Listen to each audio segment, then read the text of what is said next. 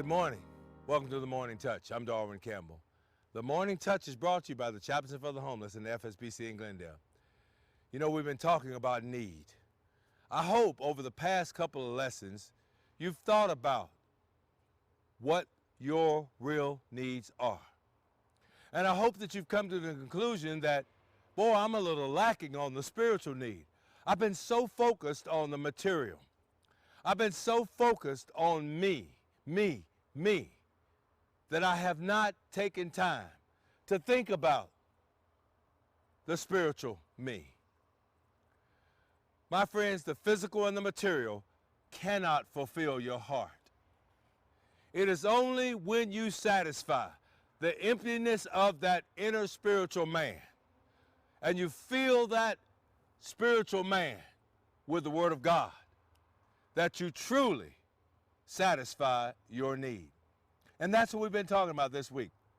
Today we're going to look at a Bible character who gives us some insight into that very fact.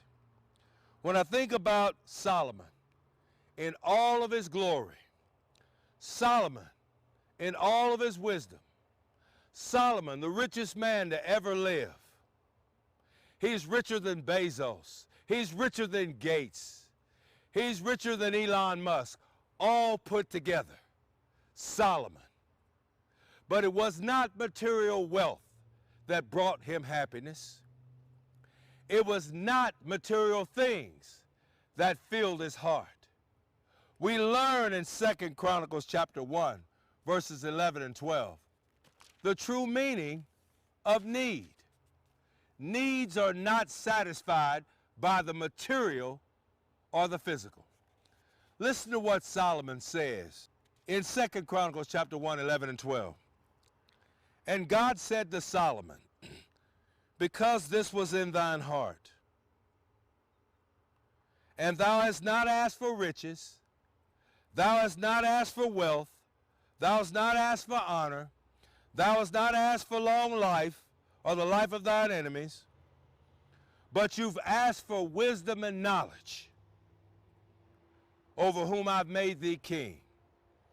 Wisdom and knowledge is granted unto thee. And then the Lord said, I'll give you riches and wealth and honor, such as the kings of the world have never known. And there will be none ever who has come before you, and none who will come after you who will be like you. Solomon was deemed unique because he was not greedy for the material. He was not greedy for the physical. He had a need. He searched out his own heart, and he saw that the inner man was in need first. And after he recognized that the inner man was needy first, and his desire to fulfill that inner man, that spiritual man, he told God himself, Lord, all I want from you is wisdom and knowledge. Wisdom and knowledge to be the best king that I can be. Wisdom and knowledge to be the best and wisest ruler I can be. God filled his heart with wisdom. God filled his heart with knowledge because he asked first for the wisdom and the knowledge. The spiritual need of the inner man was taken care of first, and then the material and the physical came after. That is a lesson for you and I. And that lesson is to learn from Solomon. It teaches us the importance of seeking God first. That when we seek God first, and when we ask God to give us that spiritual knowledge and that spiritual wisdom that we need to live and to learn and to be who we need to be as fathers and mothers in this world. When we ask God first, when we trust him to help us get there, he will provide all of the other things we need to be successful. You know, there is wisdom in examining this today. That the most important thing that you need to do in understanding need is not look at what Maslow says about satisfying self and the needs of self and the accomplishments of self.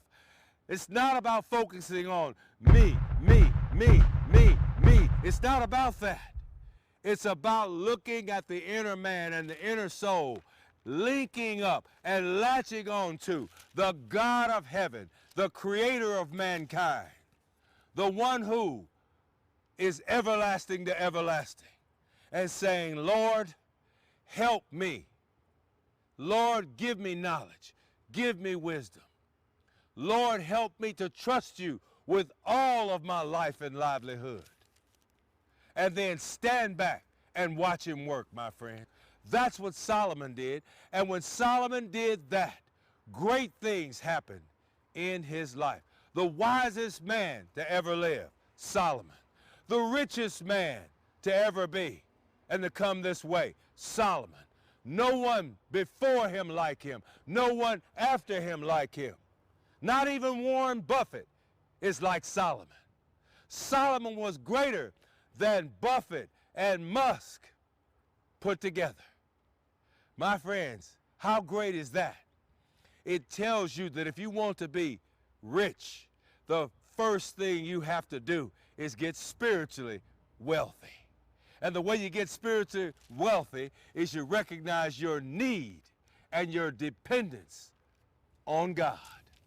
That's where it all starts. Solomon teaches us a great lesson, just like David taught us a lesson about trusting in God. Just like Meshach, Shadrach, and Abednego taught us a lesson about having faith in God and not yielding to temptation. Solomon teaches us the need to only ask for what it takes to take care of the spiritual man first, and then allow God to fill the rest of the cups accordingly. My friends, I can't say enough about that. We need God to help us. We need his guidance so that as we walk life's journey, we'll know how to do it right. Solomon asked for wisdom to know how to do it right. We must do the same thing, follow in his steps. Ask for that spiritual knowledge and wisdom so that in and on life's journey, we know how to walk it out right. We know how to live it out right. We know how to help others get to where we are right.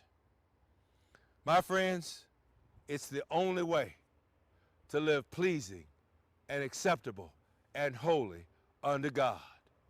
Put him first, and all other things shall be added unto you. Thank you, Solomon, for such a great example. Thank you, Meshach, Shadrach, and Abednego, for teaching us the power of faith and trust. And thank you, David, for reminding us all that God is and all that God means. That's where we are with this lesson. We've got more. Come back again. We will see you again next time on The Morning Touch.